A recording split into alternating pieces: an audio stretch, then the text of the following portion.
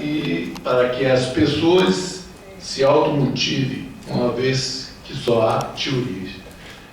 E a outra diz: que providências emergentes deve-se tomar para criar ambientes sustentáveis na prática? Eu acho que as experiências que foram aí colocadas vêm nesse sentido. A grande preocupação da organização do seminário foi justamente se referenciar em práticas concretas, né? E não prática, teoria, prática. Então é isso.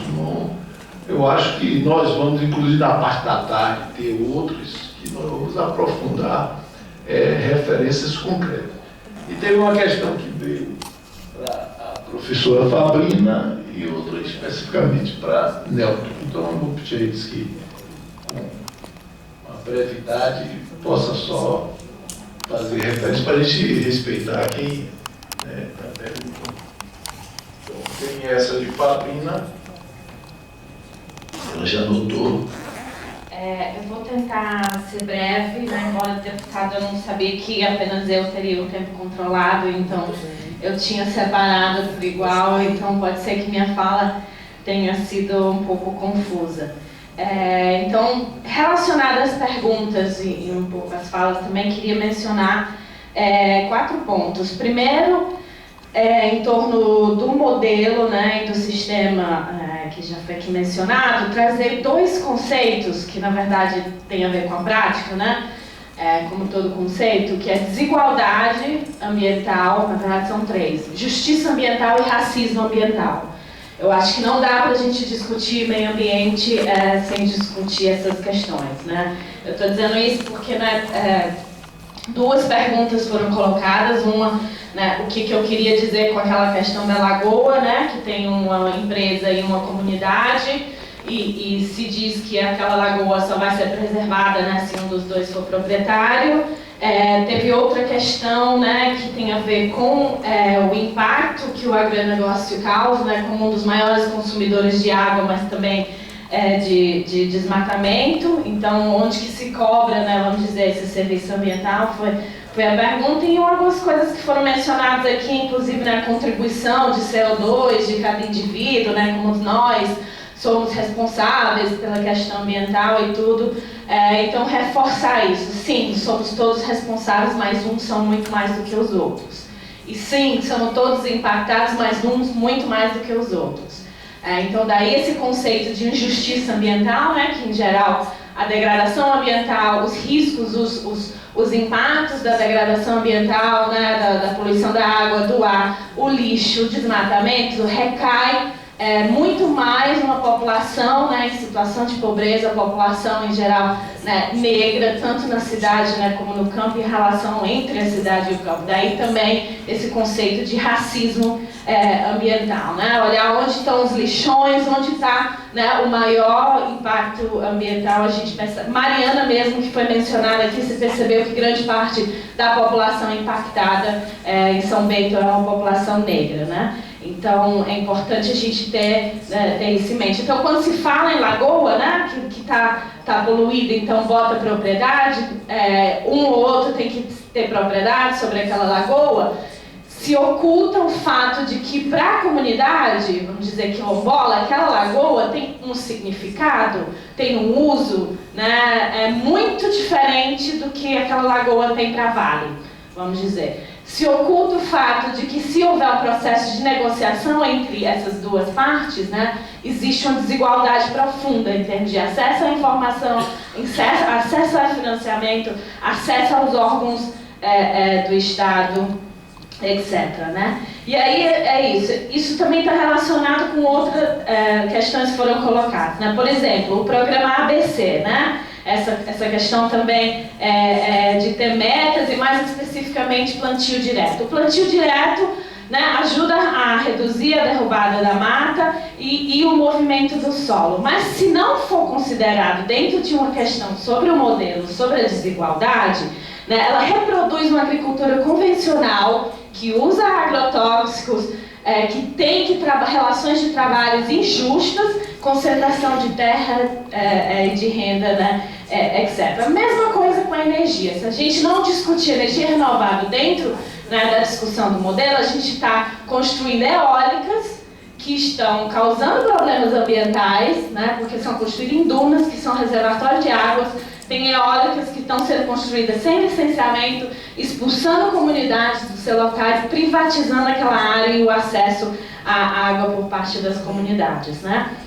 A segunda questão também, muito rapidamente, mas não tem como eu deixar de falar, é sobre a questão de gênero, né? Que foi também aqui mencionada algumas vezes, né? Que como as mulheres são mais sensíveis, né? E muitas vezes se reforça isso, né? As mulheres são mais sensíveis e, portanto, são mais preocupadas com o meio ambiente do que os homens, né?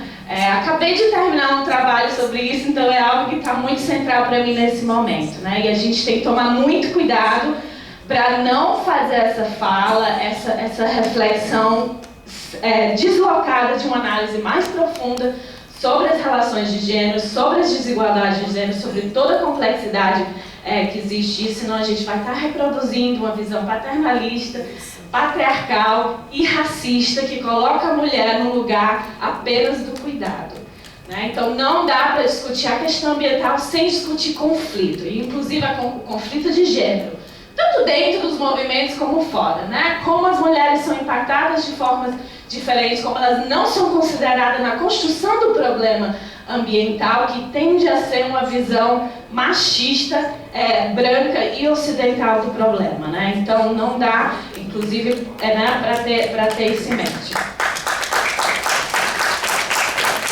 E para terminar, é isso, né? O que também foi falado aqui, né? Fiz uma confusão, né, aqui. A questão da mercantilização. Não, a pergunta que foi colocada sobre o agronegócio, né? A minha percepção de muitos desses projetos e dessas lógicas é que elas não estão em áreas de risco. Ou seja, não é a comunidade de seringueiros lá no Acre que está gerando o desmatamento da Amazônia e causando a destruição do planeta, como se coloca. Então, a atuação dessas empresas, né, o desmatamento, o consumo de água, a poluição, está deslocado dessa discussão, muitas vezes, sobre pagamento de serviços ambientais, sobre RED, etc. Não só deslocada, como tende a vir junto. Eu falei isso, vou reforçar. Esses projetos vêm porque existe o desmatamento. Esses projetos existem porque existe a degradação, existe a poluição. Então, tende a ser algo para manter o desmatamento, a degradação e a poluição. A Vale, por exemplo, não só, né, incentiva isso, mas ela está com uma política de ter áreas, compras de terras, para manter a floresta em pé, por exemplo, para manter, né, aquela lagoa. E assim poder dizer que, na verdade, a Vale não está destruindo o ecossistema, ela está criando biodiversidade. Então, não dá para fazer essa discussão desconectada do que a Alcoa, a Monsanto, a Vale, a Petrobras, o capitalismo extrativista e a sua relação com a política. Eu acho que a gente está vivendo um contexto que mostra isso profundamente. É um sistema que precisa de uma natureza, por um lado, que é dominada, controlada e utilizada, e outra natureza que está fora do controle e precisa ser gerida e trazida para a lógica. E isso também só ocorre com uma relação incestuosa entre o Estado e essas empresas extrativistas, empreiteiras e mineração, etc. Algo que a gente está vendo muito claro, né, o que está dando hoje. Então, aí, para terminar, realmente, esses dois conceitos que também foram trazidos aqui, mercantilização, financiarização, a gente também fala muito da ambientalização do sistema financeiro, né, como o sistema financeiro inseriu, né, conceitos e lógicas ambientais para construir serviços, produtos e bens, né. É dizer isso. A questão da mercantilização e financiarização não é só você criar uma mercadoria que pode ser vendida e comprada no mercado. É isso. Vamos lembrar o que aconteceu com a terra, com o trabalho, com a educação e com saúde. Educação e saúde não são mais direitos, são serviços. E o que acontece por terem se tornado serviço não são todas as pessoas que têm direito a uma educação e uma saúde de qualidade. Então, o grande problema de introduzir a questão ambiental nessa lógica é você acabar com o acesso à água, à terra, ao território. Então o problema daquele seringueiro lá não é só que as árvores do território dele estão sendo vendidas ou compradas, que daqui a pouco ele não vai ter mais acesso ao seu próprio território e vai deixar de ser seringueiro. Então no fundo é um conflito entre diferentes modos de vida, né? E aí, novamente, nós estamos vendo todo o retrocesso profundo que está ocorrendo hoje, não só na previdência trabalhista, mas um desmonte total da legislação ambiental, uma violência profunda contra os povos indígenas, os povos quilombolas, hoje mesmo, né, sendo atacado, então não dá para a gente fazer, né, essa discussão conectada. Então eu trago de novo, né, a pergunta: é possível harmonizar o crescimento econômico capitalista com a conservação, com justiça ambiental? Eu tenho minhas dúvidas. Obrigada. Obrigado, professora Paulina. Queria agora dar 1 minuto.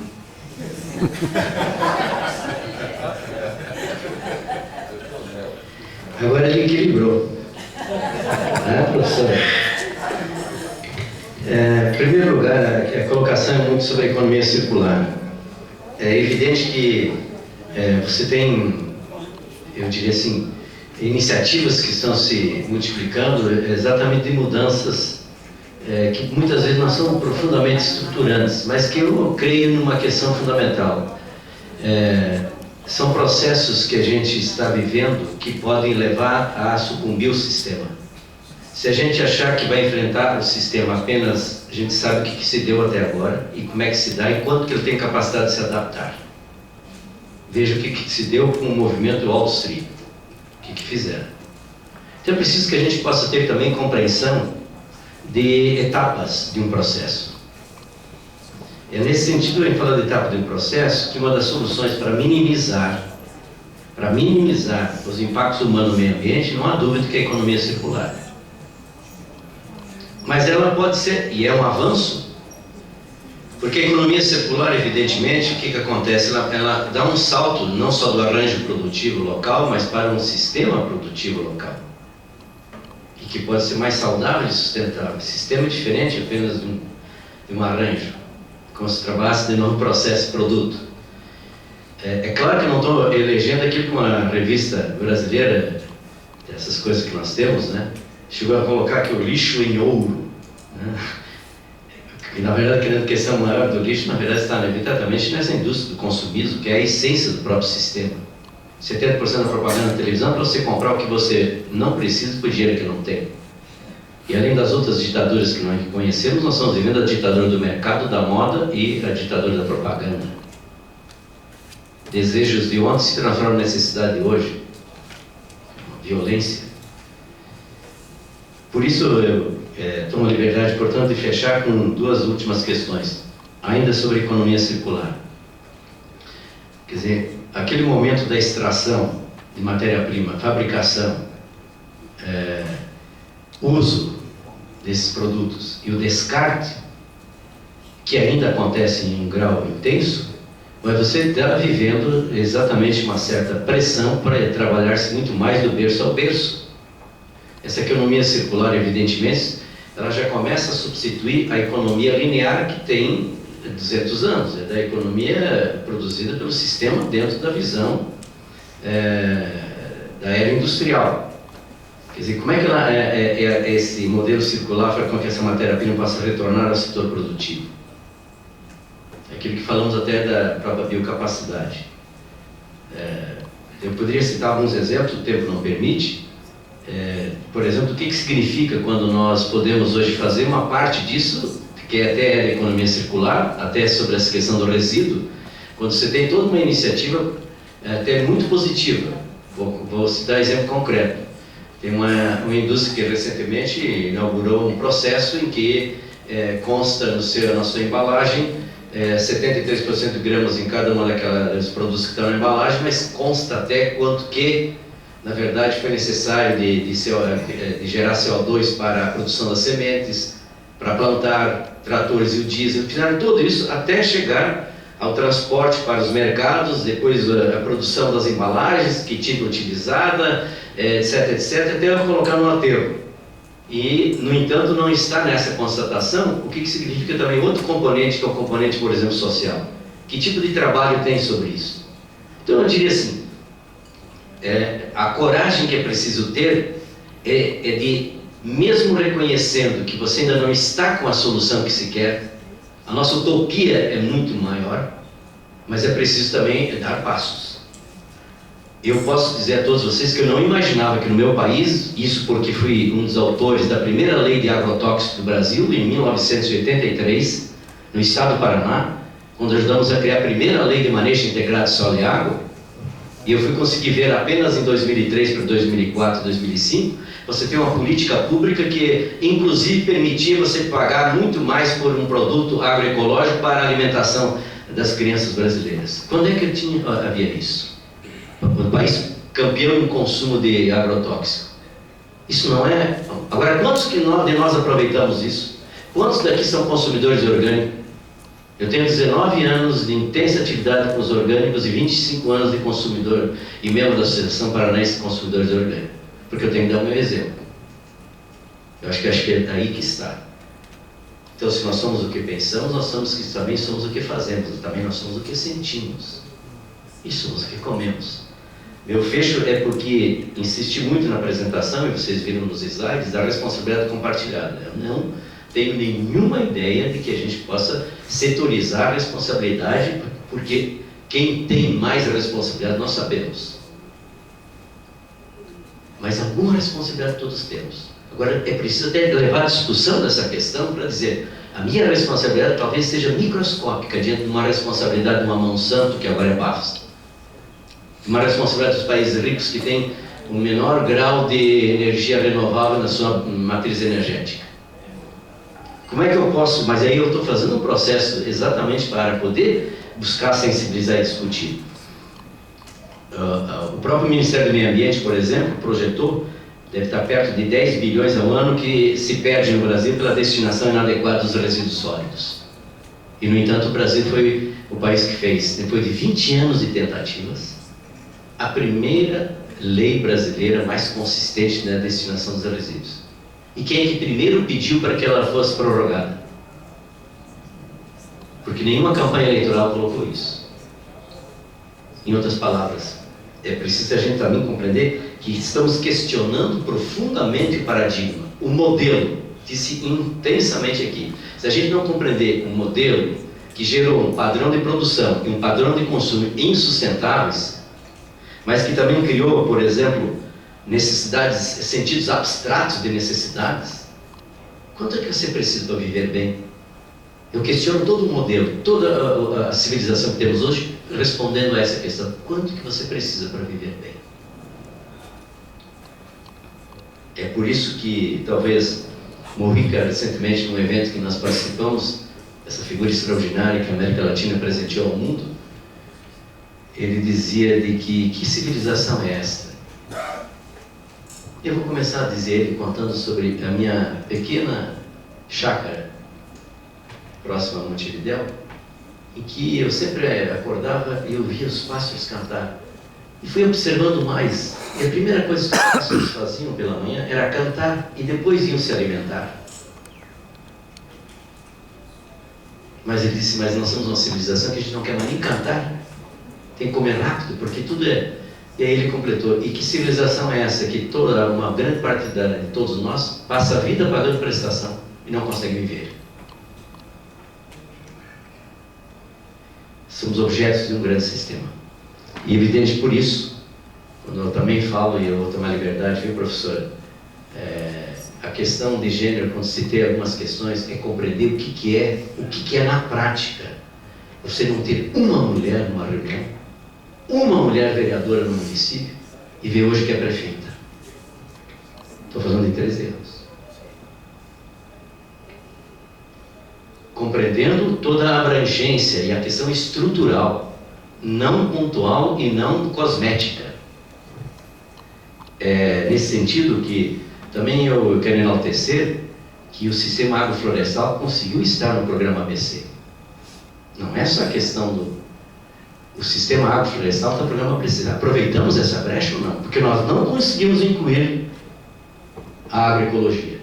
Participei das reuniões, o pessoal que nós designamos participava da comissão, nós não conseguimos incluir no ABC a agroecologia. E, no entanto, foi possível entrar o sistema agroflorestal. Aproveitamos ou não? Que tem 4, 5, 6 bilhões para ser utilizado.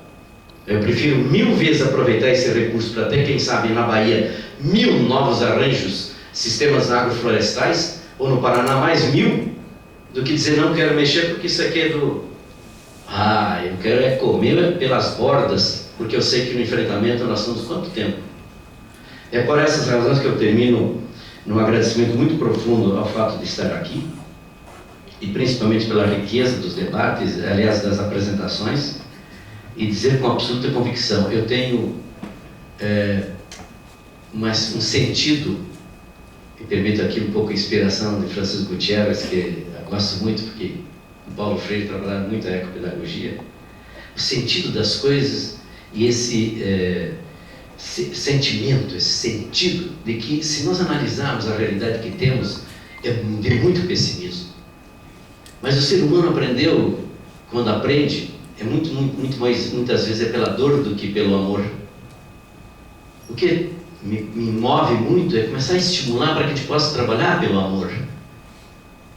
E o amor significa romper, de repente, por exemplo, esse pensamento absolutamente cartesiano, mecanicista, reducionista, exatamente está aí também um dos maiores problemas que levou a essa profunda separatividade do meio ambiente e da economia, que separou o homem da mulher mais profundamente, que separou ainda mais o corpo da mente, que levou a um distanciamento total da ciência e da espiritualidade. Então são etapas. E aí, eu estou muito mais para jardineiro. Obrigado.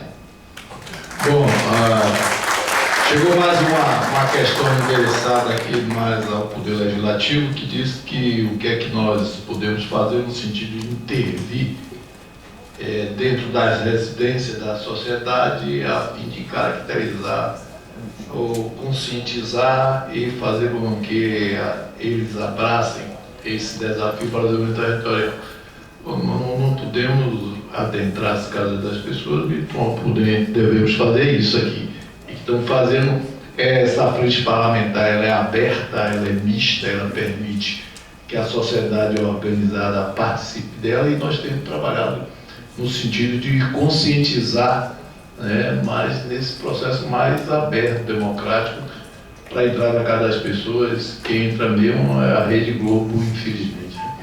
Agora aqui, tem outra questão aqui, que ele diz que o semear-água não é só uma prioridade de governo do Estado da Bahia, e o país pede socorro, mas é isso mesmo.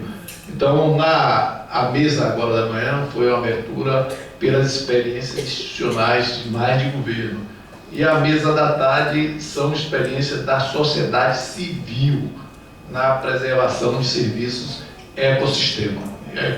Então, eu agradeço ao esforço de todos vocês, mas valeu a pena, foi uma coisa belíssima, uma oportunidade que nós tivemos aqui.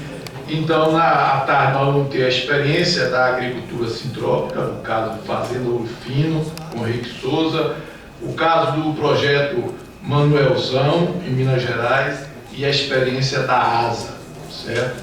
No seminário brasileiro. Então, nós vamos ter uma taxa extremamente rica também. Então, vamos almoçar. Quem não conhece aqui, tem um restaurante aqui na Assembleia, um preço acessível.